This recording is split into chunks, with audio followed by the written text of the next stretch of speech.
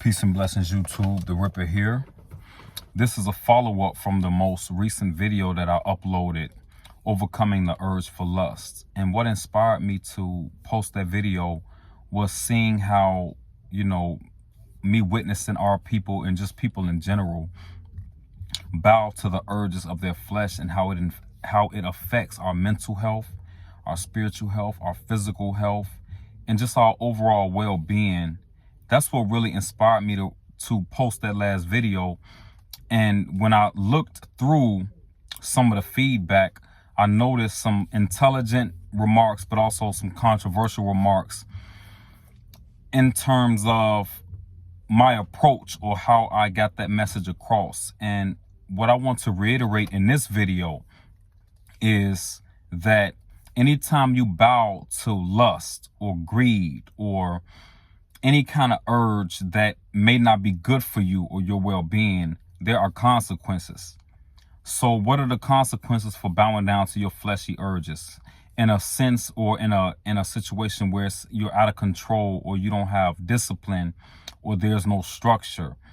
When you look at the sexual urge God gave us for procreation. The intention for that urge is for a God to create another God. But if I use that urge irresponsibly because I am stressed or I need some relief, and then I use that urge irresponsibly and misuse a woman in relationship to my urge, or the lack of discipline over my urge, then there are consequences. So what motivated me to post that last video was to challenge the men to be more responsible with their fleshy desires, because we cannot become gods if we do not master that urge or the pleasures of the flesh. Discipline and sacrifice and really pain is how you reach God, not through pleasure. Satan dwells in that pleasure realm because you're weak in that realm. And you'll feel the difference. When you maintain your discipline and your strength, you feel more powerful. You feel more locked in. You feel more, you have more conviction. But if I bow to my lower desires or my flesh, then I feel weaker. I feel less connected, less in tune. I feel less energy. And then not only that, but others will feel it as well. Your magnetism decreases. Your vibration decreases. So if we're serious about helping people become more mentally well, spiritually well, physical well, we first have to be examples. So in order for us to teach anyone else, or in order for us to inspire anyone else, we ourselves have to be examples of what we're getting across. So if I'm speaking on mastering the sexual desire or fleshy desire, then I have to master that urge, and I have to master my own fleshy weaknesses so that does not get in the way of the message or the people that I'm working with to heal them or reform them.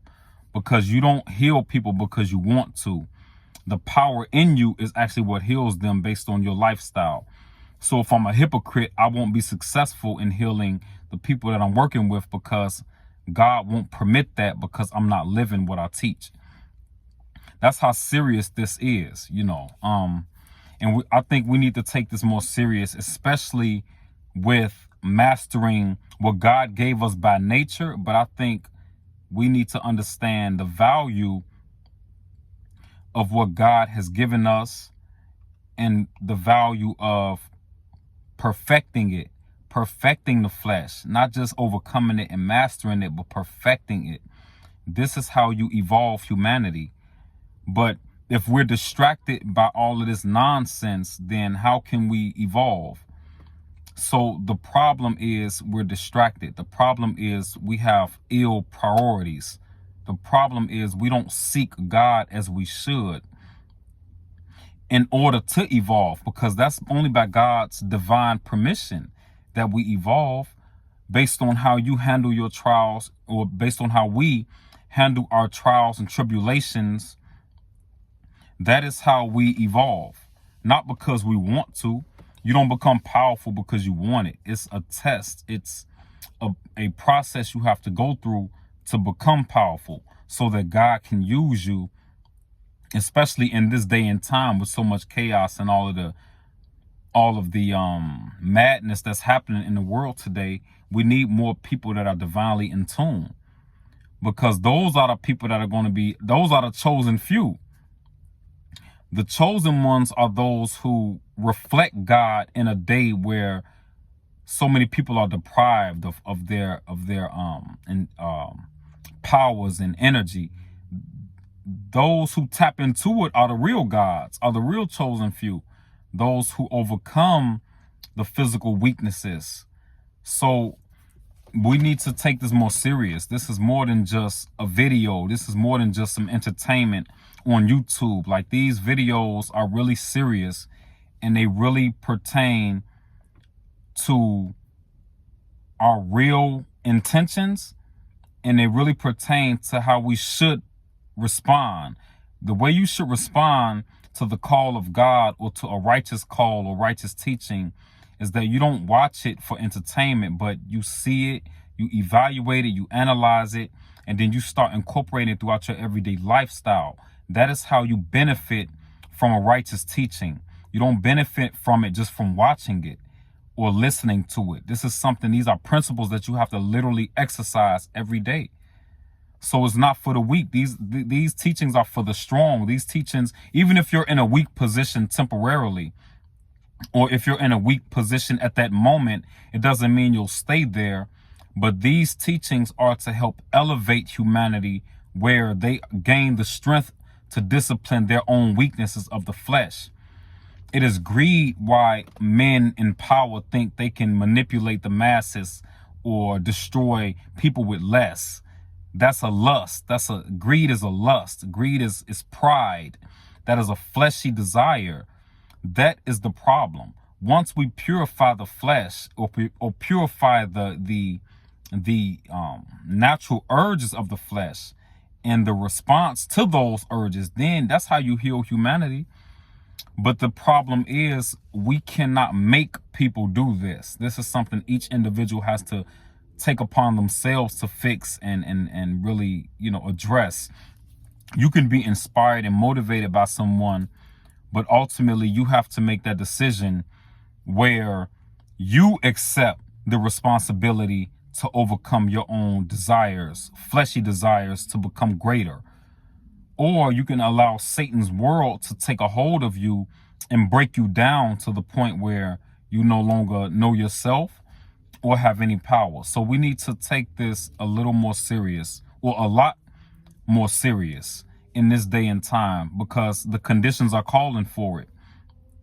The people are calling for it. The people need real examples. The people need righteous men and women of God, not this false pretense of God or this false fake teaching.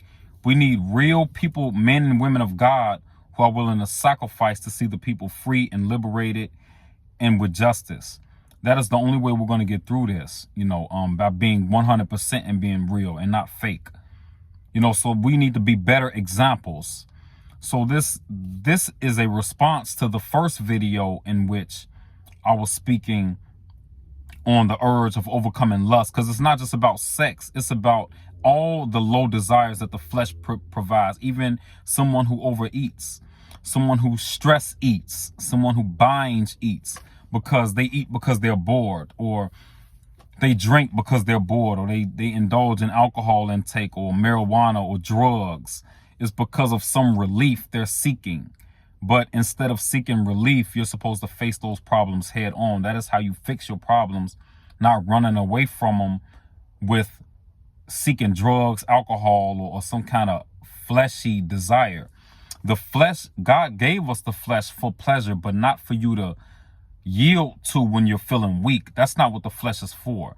That is after you earn your pleasure by putting in hard work and mastering the universe and being productive and becoming industrious and doing what we should do to earn the pleasures that we seek, not just seeking pleasure because we're stressed out and oppressed or depressed.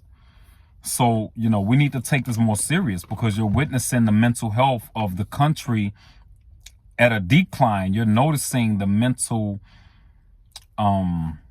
condition of the country declining, because they're putting their faith in men and not in God. So we need to put our faith in God and really be serious about it, and start with your own discipline. Whatever you know your weaknesses are, whatever your weaknesses may be, whatever your weaknesses that only you know what your weaknesses are, whatever they may be, master them, correct them, perfect them, and then you will tap into the powers that you need to really be successful, not just financially and physically, but you will be successful mentally and spiritually, where you have peace, you have joy, you have contentment of mind. That's real success, along with the physical attributions we may gain in our hard work and our sojourn. So let's keep it going, brothers and sisters. It's always a pleasure and an honor to speak to you. I will be posting more videos. Let's continue to master ourselves. Let's continue to master our flesh. Let's continue to overcome Satan's world, to be great, to be righteous, to be powerful, and purified with the Spirit of God. That is what we need to make it through this day and time. So stay strong, stay uplifted. Peace and blessings.